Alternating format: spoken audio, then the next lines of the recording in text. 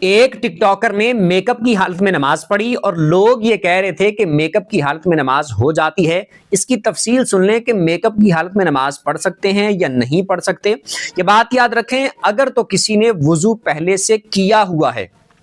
اب وضو اس کا ہے، اب اس نے اس کے بعد میک اپ کر لیا اور وضو اس کا برقرار ہے، ٹوٹا نہیں ہے،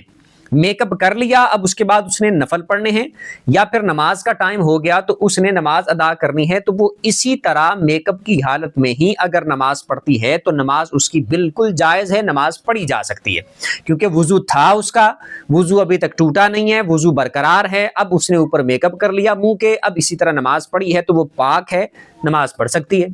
دوسری بات یہ ہے کہ اگر اس کا پہلے سے وضو نہیں ہے یا وضو اس کا تھا، اب اس نے میک اپ کر لیا اور وضو ٹوٹ گیا، یا تو پہلے سے وضو تھا ہی نہیں یا وضو تھا، میک اپ کر لیا اور اب اس کا وضو بھی ٹوٹ چکا ہے، اب اس نے نفل پڑھنے ہیں یا پھر اس نے نماز پڑھنی ہے، فرض نماز جیسے پڑھنی ہے، تو اب ایسی صورت میں نماز پڑھنے کے لیے چونکہ وضو کرنا لازمی ہے تو اب اس کو وضو کرنا پڑے گا۔ تو اگر وضو کر کے نماز پڑھ لے تو ٹھیک ہے، اور میک اپ صاحب جو ہوں گے کیے ہوئے ہیں وہ تو دھل جائیں گے۔